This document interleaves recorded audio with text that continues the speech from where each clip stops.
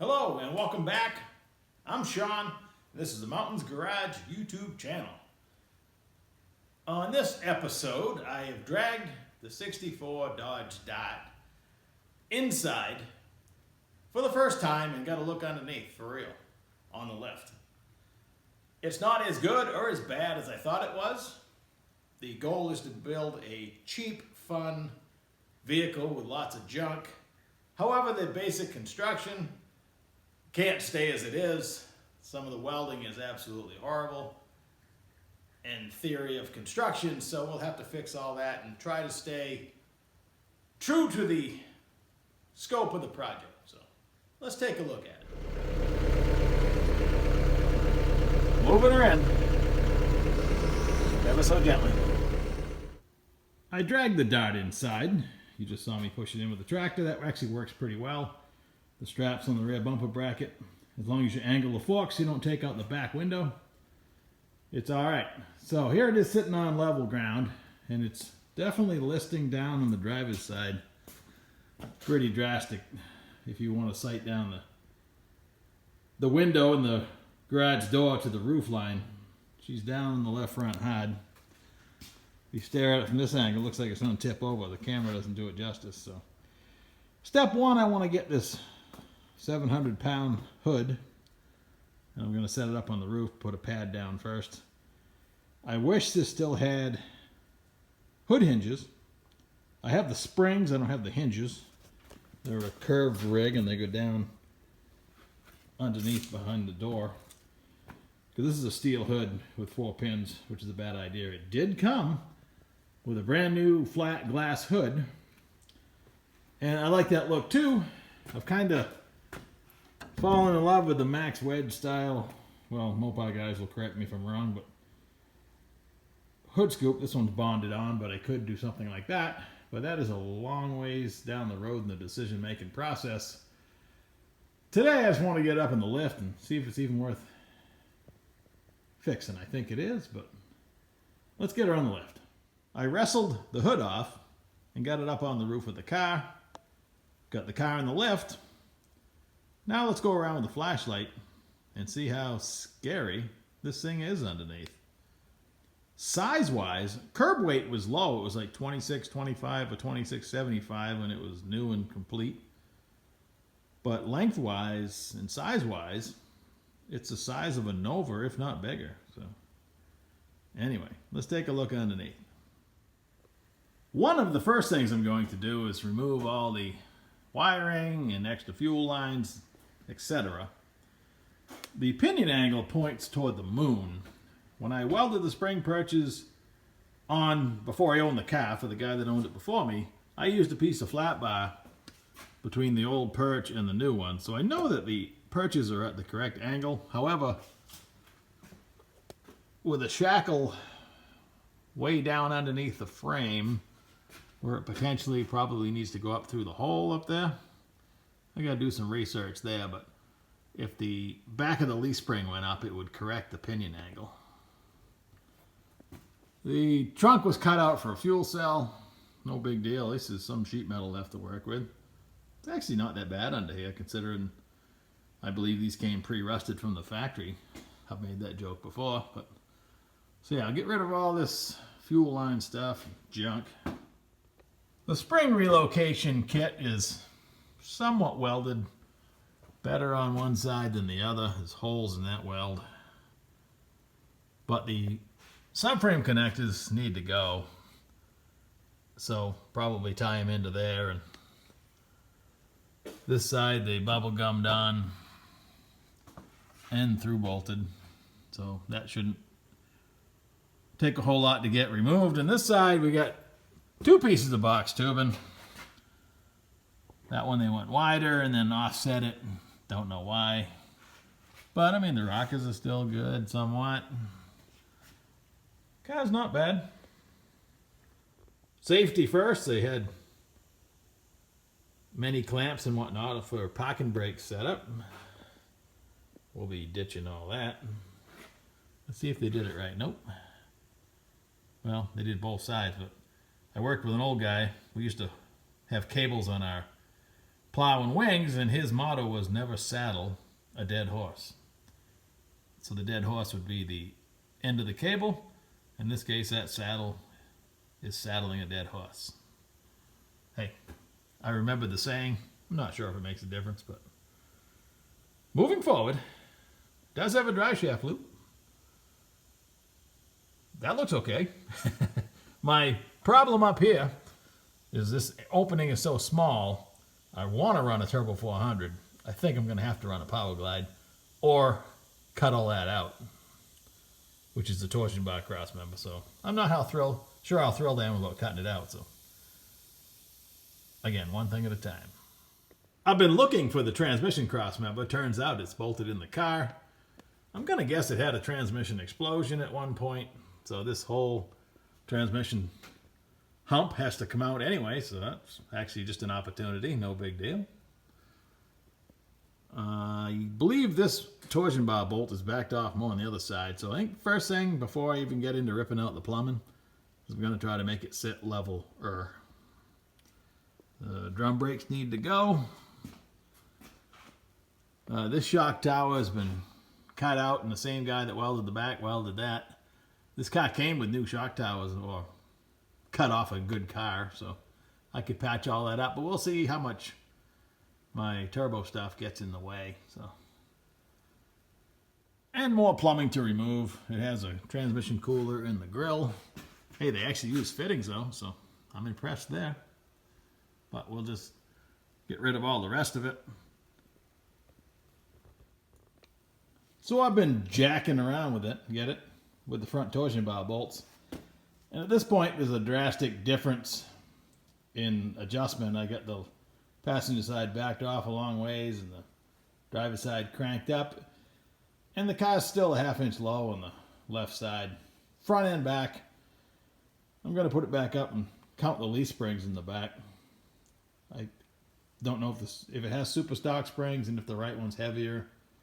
Might have something to do with it. But under here we got a shaft with a missing set screw.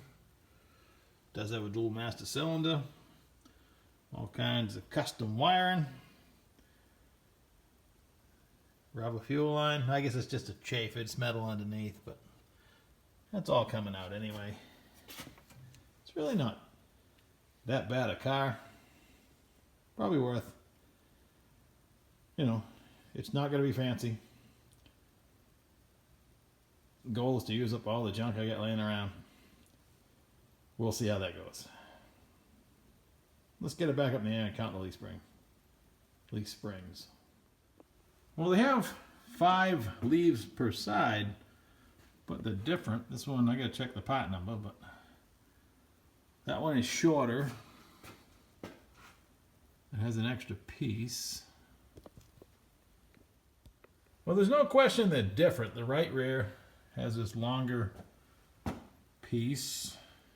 Still 5 leaves, technically. This side, that piece is up 1. That's shorter. I guess I'll check the part number because they're brand new-ish.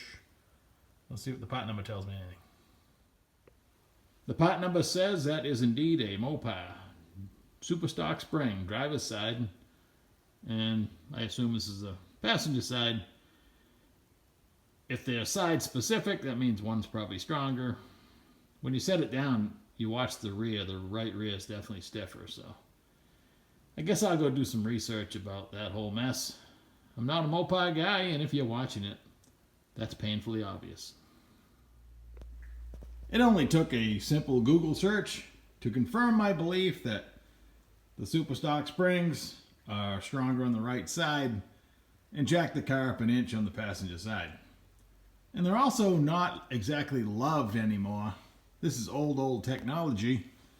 Funny story, when I was old enough to finally stop mailing away for speed catalogs, one of, if not the first one I ever got was a direct connection catalog, because I kind of wanted to be a Mopar guy. Their colors and body styles and marketing was really appealing to a kid like me. I still am. I ended up being a Chevy guy with Mopar in the back burner. So anyway, It's perfectly normal, although undesirable in my opinion, to have the car listing to the driver's side. Because under load it's supposed to be, in the 70s, the hot setup. So for now, it gets a stay of execution. And the simple answer would be, of course, to change both springs to the same part number. Only have to buy one spring to do that, but we'll worry about that down the road. I actually have some Chevy 2 springs and a bunch of other ones, so who knows what I could fit under here. But right now it sits too high in the back. Anyway, before we end this video, let's continue on our journey of discovery. The same welder notched the front cross member, and I've ordered a front sump LS pan. So I think that'll be okay. And I know by experience where I want the bell housing, so I'm going to go get the Turbo 400 case first, and then the Power Glide afterwards, and we'll see if either one fits in without too much trouble. Up yonder on the shelf, I have 2 Turbo 400s all ready to go as dummies with mounts and everything bolted to the back of them, and 1 Power Glide, same story. However, over on the fab bench, I have the TH400 that I stripped the other day that has a pan and a tail housing. I don't have an immediate use for it, and I don't have to climb a ladder to get it, so I'm going to use that one. Right out of high school, when I worked at a transmission shop without lifts, we had wire wheel stands, so the front suspension would be loaded when we were working on a car, and a lot of the old Mopars, you had to support the torsion bar cross member with a jack stand. Otherwise, when you take the transmission cross member out of there and there was a load on the torsion bar, the entire frame would come ripping down out of the vehicle. And that didn't sit well with the people that owned the transmission shop, because they wanted their money for the transmission, and that was all that was important. So what I've found here is exactly what I suspected. The Turbo 400 is just too fat to fit in that small opening that is the torsion bar cross member. I'm pretty much where I want to be front and back, but without some major surgery, the Turbo 400 is not going to fit. I have a Turbo 400 all ready to go, so that would be my first choice, but I'm going to go get the Power Glide case and try that on for size. But the Power Glide, on the other hand, is a match made in heaven. Tons of room all the way around it. So the next step, because the passenger side cylinder head is even with the bell housing, you have to make room for that. So it does not go in the exact location a smaller big block did, if you're even in the same brand of car. That concludes day 1 of discovery on the 64 Dodge Dart. I had to know in my head what was the easiest or best plan, or what I was going to do transmission-wise. I have the Turbo 400 all built. However, I can certainly build a Power Glide. We haven't done it on this channel. It's good content, and it fits really good. So that'll be easy. I'll be able to modify the stock Dodge crossmember.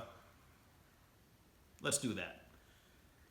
The reason I brought it in right now is, 1, I wanted to get a good look at it so the old wheels can be in motion. 2, it was parked in a spot that's been occupied by a vehicle the last 2 winters, and I'm not doing that again. It made plowing more difficult than it should have been. So depending on the storm, I'm lucky now. I mostly wait till the storm's over, but if it's a bad storm, I do it halfway through.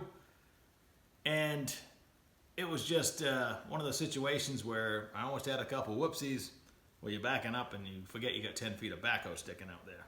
Knock on wood, it hasn't happened yet. So I'm going to make it easy on myself and get everything out of the way. So I don't know how far I'm going to go on the Dodge. I probably will mock up the engine while it's inside. But I have to have a long talk with myself and decide which projects I should finish. Most people can only ask, when's something going to be done? Well, in my world, I'm always going to have a project. So if I finished all of these tomorrow, I would need more projects. So that's probably not smart either. So I'll just take my time and enjoy the journey. The finished project is great. In many days, I feel like I want to be driving the Model A. that's probably what I should focus on first. The 71 Nova only needs the interior. I mean, it needs a headliner, it needs all kinds of stuff that are going to take time, but that should be easily attainable by next year. So that's definitely one of the goals. I have 2 pickups I want to build, the 47 Ford and the 49 Chevy. My wife's 39 Pontiac, of course the 72 Nova. So there's plenty of projects to go around. I just have to decide which ones I want to focus on. So there's only one of me and many of them, and I wouldn't have it any other way. So happy Halloween once again. It's technically tomorrow. This is a rainy Saturday, and I'm just doing a little research so I can go inside and think of my next move. So take her easy. See you in a few days.